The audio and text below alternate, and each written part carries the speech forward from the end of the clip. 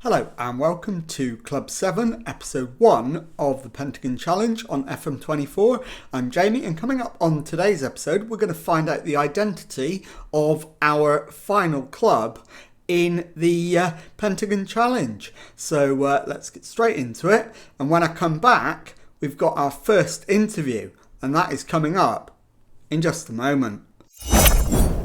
Okay, well, here we go. As you can see, the interview is with Bayern Munich, and I am absolutely ecstatic to get an interview. So let's see if we can land the job. So they're welcoming me in. They're glad I've come to discuss their plans for the club's vision. So it's great to be here. Let's get started. Some reservations regarding the fact you've never managed in this country. Can you explain why that shouldn't be an issue? I've managed in various other countries, so that should make up for it. Can you tell me why managing a number of clubs as you have done is a good thing? I am ready to settle down. I want to leave a legacy. I want to do that here. You've been unemployed for a fairly long time now. It's about not far off a year, actually. Why haven't you managed to return to management yet? Been waiting for the right opportunity and, more importantly, the right club. Can you ease our concerns about this being a pretty big step up? I've earned the opportunity to work at this club. You're up for a few jobs right now. Are you hedging your bets? I'm only in for 2. I'm just trying to forge ahead with my career. Are you able to ease our worries about how you've tended to handle the media in the past? I deal with the media just fine.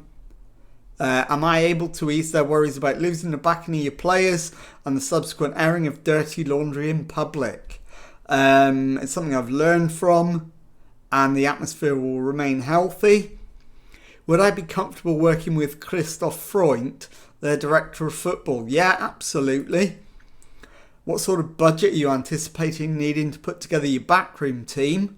I'll ask for a small budget because I don't know whether they've got a full complement. I imagine they probably have.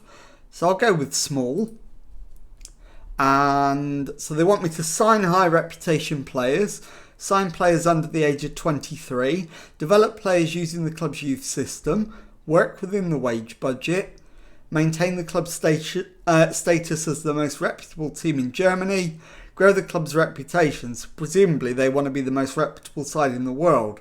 4-year contracts for first team players, that's fine. 1-year contract for players over 34. I won't be offering any to anybody over 34. 2 years to players over 32. That's fine. They want me to reach the latter stages of the Champions League, win the Bundesliga, win the German Cup. So they don't want much then. That's absolutely fine. Work towards becoming the most reputable team in Europe. Work towards becoming the most reputable team in the world.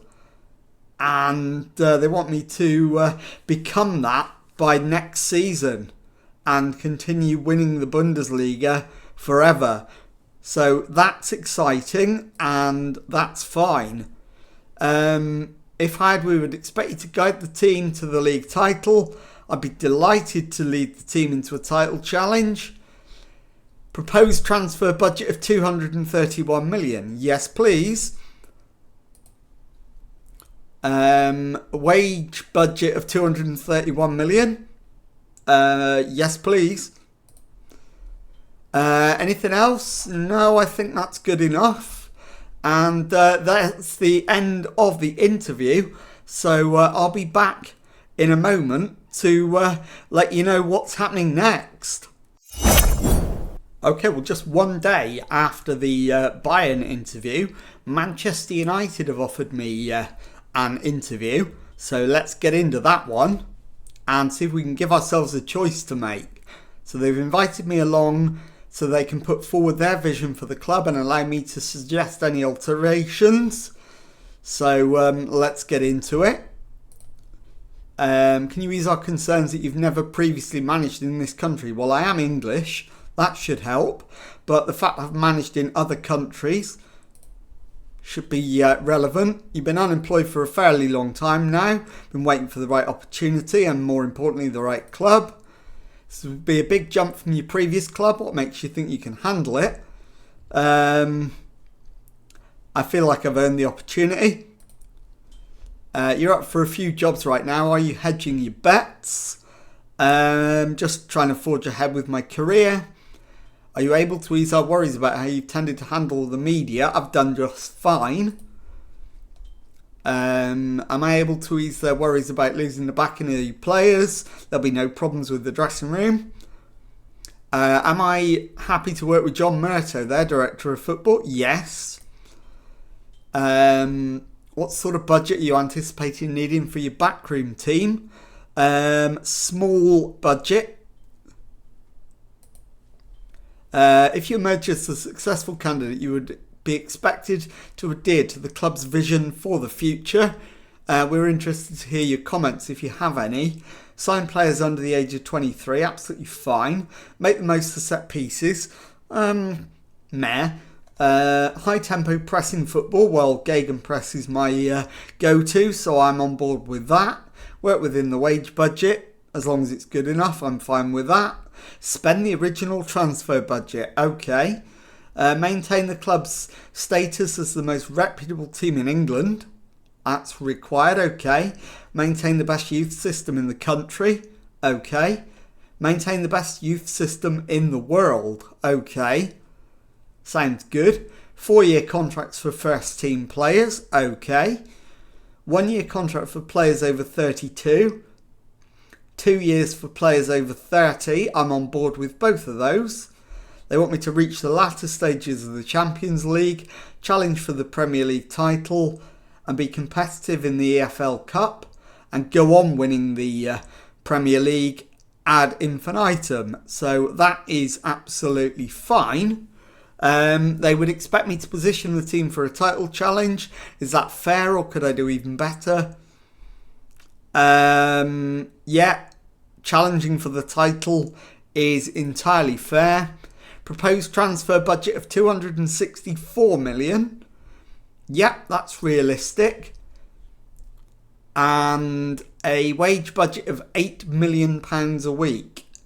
That's fine. Any other requests? No.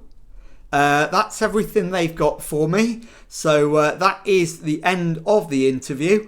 And I'll be back in a moment to let you know which of the jobs, if either of them, we've been offered. Okay, well, just 3 days after interviewing me, the first club to get back to me is Bayern, and they're asking me to propose any changes to the backroom staff. So let's have a look at what they've got and what we might need. I've agreed to keep Christoph Freund, so I can't do anything with him. Marco Nepper, the technical director, I've no interest in changing the technical director. Do I really need 2 assistant managers? Let's see if they're both any good. So 14, 13 and 12. Zoltlow isn't that great. Patrick Caniath is even worse. So Patrick Caniath is going 100%. Head of Youth Development, Hugo CK.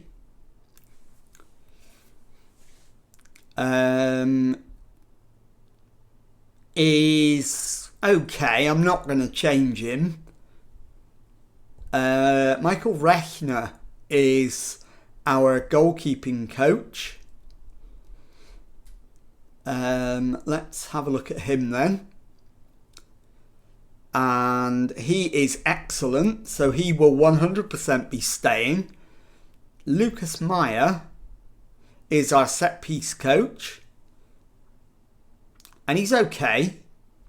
Nothing special, but he's all right. Nicholas Meyer is an excellent fitness coach. Florian Neuhaus is not a great fitness coach by any stretch, so we're going to get rid of him. Stefan Kjaerth is good as a fitness coach, we'll keep him. Simon Martinello is decent, so we'll keep him. And David Lechner is very good, so we'll keep him as well. Head performance analyst. A little bit meh.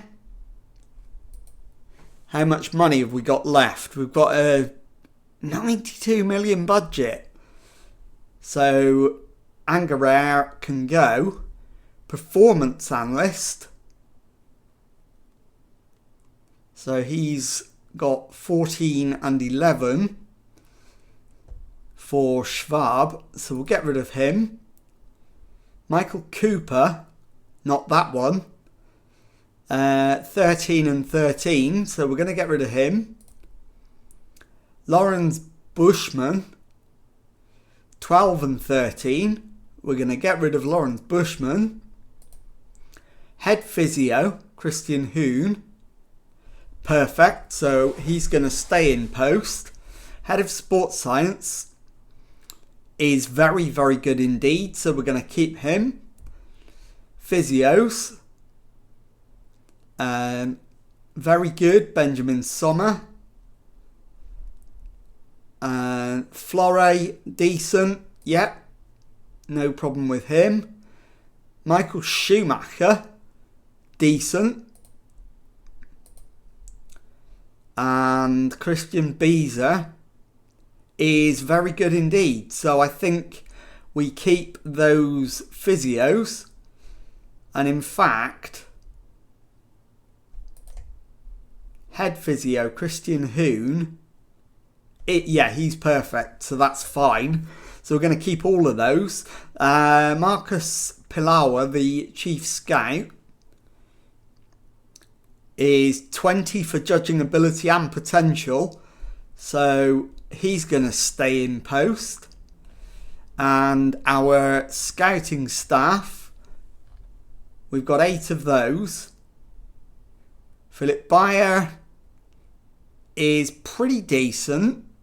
Certainly in judging ability, he's very good. So if we can find someone who's got judging player potential that's very good, that would be helpful.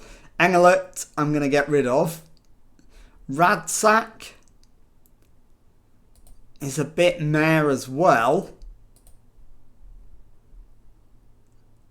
As is Vernscheid. So we're going to get rid of him as well. Robert Mack is alright. I'm going to keep him. I can't get rid of too many. He's really good. Tim and Paul's. Daniel Bayer is very good. And Tobias Villas is terrible. So you're going to go. And I think we've got loads of other staff to go through still. Lawrence Bushman is a recruitment analyst and isn't a very good one. Patrick Schindler is a very good one, so he can stay. Loan manager Richard Kitzbichler. It's not too bad, so I'm going to keep him in post. Under 19s manager, I'm not fussed about. I'm not going to worry about any of the under 19 staff. So that is it as far as staff go. So we're spending 8 million or so on getting rid of staff. So we'll confirm that and advance the game clock. And I'll be back in a moment to let you know whether we got an offer from Manchester United. Well, Bayern are not messing around. They have come back immediately with a job offer. The very next day after asking me for the staff changes, they've come back and said, we want you. Come and join us on £26,000 a week. They are the defending European champions, so I am absolutely not going to mess this up. We are going to be signing with them. I will try and push them a little bit. I'll try and get them to 30 grand. I don't think that's unreasonable. We'll suggest the terms. They've gone to 28. You've got yourselves a deal. And there we go. I am going to be the next manager of Bayern Munich. Okay, well, here we go. FC Bayern München hire Sheehan. Bayern München have today confirmed the appointment of Jamie Sheehan as the club's new manager. Eyebrows have been raised in the world of football at the appointment of the 62-year-old who's recently spent time away from club football, and he is sure to face plenty of questions when he faces the media for the first time at Allianz Arena. Sheehan, who of course most famously lifted the Copa Libertadores with Sao Paulo in 2035, will no doubt be hoping to bring similar success in stepping up to a bigger club. He replaces previous manager Diego Simeone. Sebastian Hoeneß was considered to be the favourite for the job, particularly in the wake of reports emerging that he was the preferred candidate, but the club eventually moved in a different direction. Meanwhile, Patrick Kaniuth, Florian Neuhaus, Vitus Angera, Maximilian Schwab, Michael Cooper, Lawrence Bushman, Maximilian Englert, Soren Radzak, Bastian Wernscheid and Tobias Villas have exited the club as part of Sheehan's sweeping and comprehensive changes. So with my arrival at Bayern announced, let's go and take a look at the squad that we've got to start off with. So I'll be back with that in just a moment. Okay, well, here is the Bayern squad that we are inheriting on day one, and as you can see, it is stacked with quality. There are a couple of areas that we need to look at potentially improving, but we've got two very capable goalkeepers. Ibrahim Gomi is really too good to be a backup, but Olamide Orji is world class. So I can't not have him as first choice. We only have one right back, and that is Yves Sanogo. We definitely need an upgrade there. So we'll be looking for one, maybe two right backs. If we get two, we'll get rid of him. If we get one, he'll be our backup. Centre back, I think we're absolutely fine. We've got 5 central defenders. Only Andreas Emmert is not of the required standard to be in the first team. And then at left back, we've got 2 world-class options in Framsacker and Schneider. Defensive midfield, we are absolutely stacked. I'll look to move Maurice Grunewald on, and I may well look to bring in someone who can play as a more attacking midfielder, and I may look at potentially getting in a second attacking midfielder as well. Looking at the left-sided midfielders, we've got Juan Corral, who's okay, and Andy Kitenge, who is alright, but has the potential to be better than Juan Corral. So what I'll probably do is get rid of Corral and loan Kitenge out and see if we can get him trained as a more attacking version. So get him up to attacking midfield left, because we've only got one option in there at the moment. We've got 2 right wingers in Alperen Kessa and Samuel Papageorgiou. They're both definitely first team ready, so we don't need to upgrade that side of the field. And then up front, as you can see, we've got 2 world-class strikers, a couple of in fact 3 really good backup options, and then a couple of players that will probably look to move on and make some money out of. So that's the squad.